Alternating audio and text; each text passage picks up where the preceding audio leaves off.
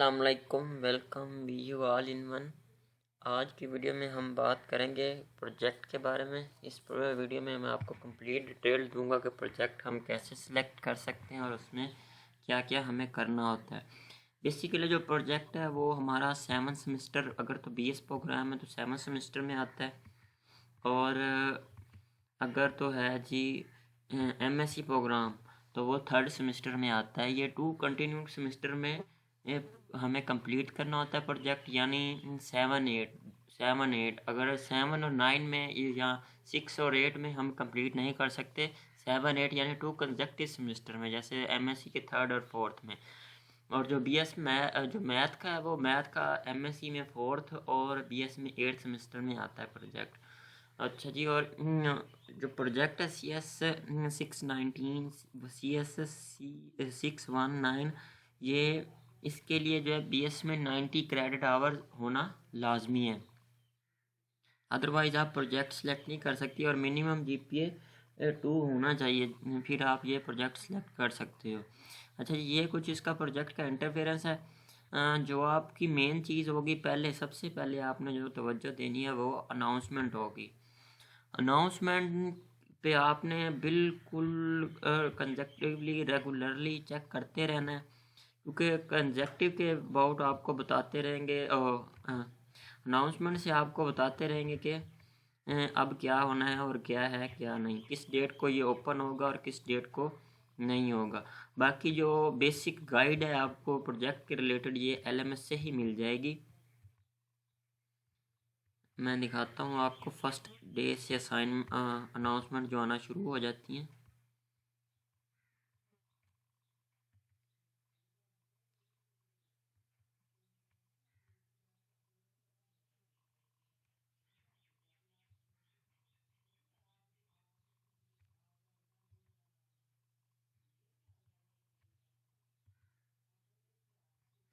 सारी डिटेल आपको ये अनाउंसमेंट के थ्रू करते रहेंगे। सेकंड, जो आपकी एक और चीज़ जिसको आपने रेगुलरली चेक करना है वो VU की मेल, ये वाली जो होती है वो मेल आपने ज़रूर चेक करते रहना, बिकॉज वो इधर भी आपको कुछ अपडेट देते हैं और उधर मेल पे भी अपडेट देते हैं।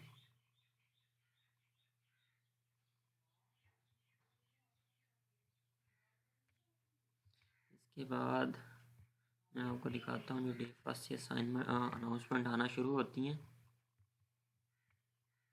ये देखिए, ये हमारी फर्स्ट अनाउंसमेंट आती है। जो इस बार प्रोजेक्ट सेलेक्ट करते हैं उनके लिए वेलकम की अनाउंसमेंट आती है और कुछ बेसिक डिटेल होती है। ठीक हो गया, ये आप रीड कर लीजिए। उसके बाद जो नेक्स्ट आती है वो कोर्स नाम, वेरी इंपॉर्टेंट अबाउट स्टडी। यही है कि आपने रेगुलरली अपनी ये मेल चेक करते रहना है। उसके बाद अबाउट ईमेल, आपको जो भी क्यूरी हो आप इस मेल पे करके अपनी क्यूरी को क्लियर कर सकते हैं। No reply CS619@vu.edu.pk। अच्छा जी, ये इस पे आप मेल करके अपना कोई भी कन्फ्यूजन हो, कोई भी क्वेश्चन हो, क्लियर कर सकते हैं। उसके बाद जो ये फ्रिक्वेंटली आस्क्ड क्वेश्चन होते हैं कि it is necessary to form a group of 2 member in the project, क्या है ये ज़रूरी है कि हम ग्रुप बनाएं प्रोजेक्ट में? नहीं जी, आप ग्रुप भी आप सिंगल भी कर सकते हैं, अपने सेल्फ पे भी कर सकते हैं, आप 2 भी कर सकते हैं, यानी 2 स्टूडेंट का ग्रुप जो है वो मैक्सिमम 2 स्टूडेंट का बनेगा, ज़्यादा का नहीं। अच्छा जी, इसमें मैं जो बेसिक होगी वो भी मैं आपको बता दूंगा।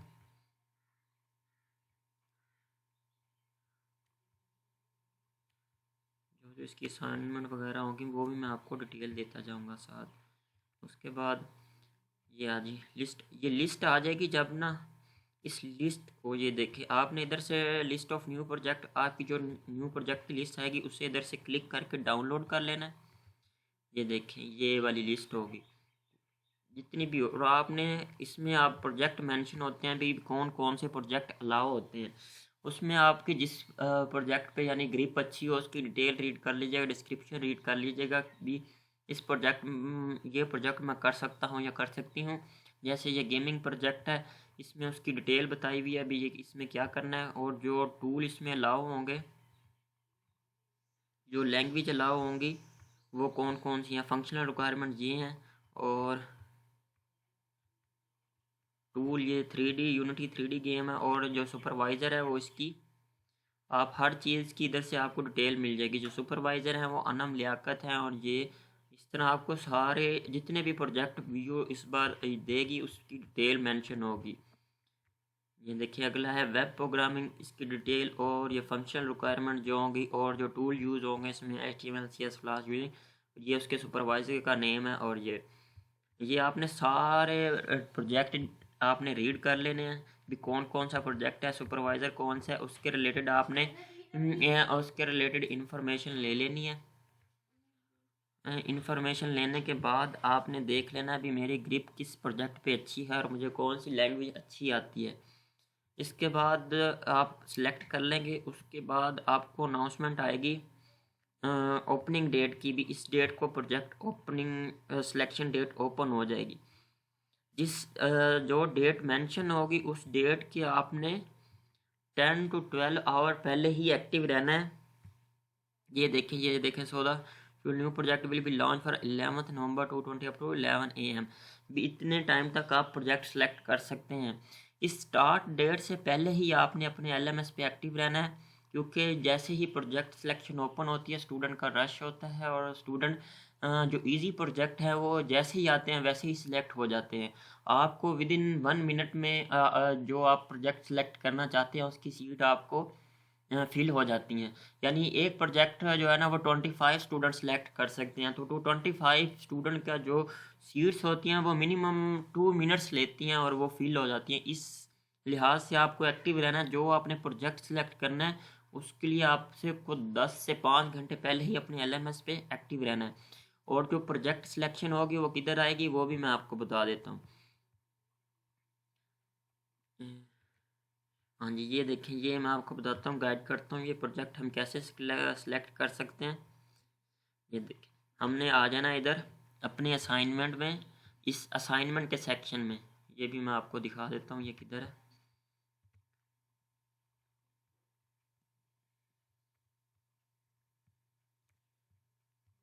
ये देखें, ये CS 6119 फाइनल ईयर प्रोजेक्ट है और आपने इस असाइनमेंट के ओपन कर लेना है। ये असाइनमेंट जब आपकी ओपन हो जाएगी तो इधर आपके प्रोजेक्ट सिलेक्शन के ओपन हो जाएगा। प्रोजेक्ट सिलेक्शन कैसे होगा, ये प्रोजेक्ट की फ़ाइल है और ये इसका नाम है और ये वाला प्रोजेक्ट आ जाएगा आपके सामने। इधर आपको आ जाएगा चूज़ प्रोजेक्ट। अगर आप चूज़ कर लोगे तो ठीक, नहीं तो आप नेक्स्ट पे चले जाना। अगर आपने करना होगा तो आप चूज़ प्रोजेक्ट कर लोगे। चूज़ प्रोजेक्ट नोट सेलेक्टेड, इधर से आप हाँ जी चूज़ प्रोजेक्ट की फ़ाइल, ये प्रोजेक्ट की फ़ाइल होगी। आप प्रोजेक्ट की फ़ाइल डाउनलोड कर सकते हैं और डिटेल देख सकते हैं, बट इतना टाइम नहीं होता। आपको जो डिटेल पहले ही प्रोजेक्ट की दी गई होगी उसी के थ्रू आपने सब कुछ करना है। अच्छा जी, ये आपने चूज़ कर लिया तो ये पेंडिंग विद इन 1 मिनट में ये एक्सेप्ट का स्टेटस आ जाता है। जब आप चूज़ प्रोजेक्ट कर लेते हो इधर एक्सेप्ट का स्टेटस आ जाता है, इसका मतलब है कि आपका प्रोजेक्ट सिलेक्ट हो गया। उसके बाद आ जाते हैं, प्रोजेक्ट सेलेक्ट होने के बाद आप प्रोजेक्ट को लीव भी कर सकते हैं। इसके लिए ये होगा कि आप अगर आप सेकंड प्रोजेक्ट दूसरा कोई प्रोजेक्ट सेलेक्ट करना चाहते हैं, पहले अपने प्रोजेक्ट को लीव करेंगे फिर कोई दूसरा प्रोजेक्ट सेलेक्ट करेंगे। ये बहुत रिस्की काम है, क्योंकि आपको दूसरे प्रोजेक्ट में भी आपके ये लीव करते करते वो दूसरे प्रोजेक्ट में आपके हाथ से सीट्स निकल जाएं, क्योंकि सीट्स 2 मिनट के अंदर अंदर उस प्रोजेक्ट की फिल हो जाती हैं। इतना आपको एक्टिव रहना पड़ेगा इस प्रोजेक्ट की सिलेक्शन के लिए।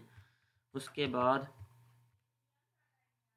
ये अगर आप तो ग्रुप में करना चाहते हैं तो आपको कोई इनविटेशन भेज सकता है, या आप भी किसी को इनविटेशन भेज सकते हैं जो सेम प्रोजेक्ट होगा। ग्रुप में मैक्सिमम 2 स्टूडेंट होते हैं। ये होगा ग्रुप में करने का फ़ायदा ये है कि आप आधा काम वो करेगा आधा आप करोगे। बट इसमें ये भी है कि मोस्टली ग्रुप वाले स्टूडेंट ज़्यादातर सक्सेसफुल नहीं रहते, क्योंकि एक इंसान लेजी हो जाता है, दूसरे पर डाल देता है, दूसरा दूसरे पर डाल देता है, इस तरह काम नहीं चलता। अच्छा जी, ये इसकी असाइनमेंट आ जाती हैं जो फर्स्ट टाइम पे आगा आपको होगा SRS डॉक्यूमेंट। इसमें आपने सॉफ्टवेयर की रिक्वायरमेंट वगैरह जो भी होगा वो आपने सबमिट करवानी है। उसके बाद ये मेथड एंड वर्क प्लान ये नहीं होगा, ये द डिज़ाइन डॉक्यूमेंट होगा, मैं दिखा देता हूँ आपको जो जो होगा। ये देखें, ये SRS होगा, SRS को सबमिट करवाना है, फिर डिज़ाइन डॉक्यूमेंट होगा, फिर टेस्ट फेज़ होगा। टेस्ट फेज़ में डिज़ाइन में आपने प्रोजेक्ट का डिज़ाइन देना है और टेस्ट फेज़ में आपने कोडिंग देनी है जो आपको मेंशन होगी भी आप ये चीज़ें हमें करके दें। सारा प्रोजेक्ट की कोडिंग नहीं, वो कुछ चीज़ें बताएंगे वो आपने करनी है। इस कोडिंग के बाद हाँ जी, ये अगर आप तो SRS आपका कंप्लीट हुआ तो इधर आ जाएगा मार्क एज कंप्लीट, अगर नहीं होगा तो आपको फेल कर दिया जाएगा। उसके बाद ये टेस्ट फेज़ सबमिट करवाने के बाद आपको विद इन 10 डेज़ में आपका वाइवा होगा, जिसे बोलते हैं हम, हाँ, जो फर्स्ट वाइवा होगा आपका। फर्स्ट वाइवे के बाद आपको फिर डिज़ाइन फाइनल डिलीवरेबल सबमिट करवाना है, उसका फिर वाइवा होगा। फिर उस वाइवे के बाद आपको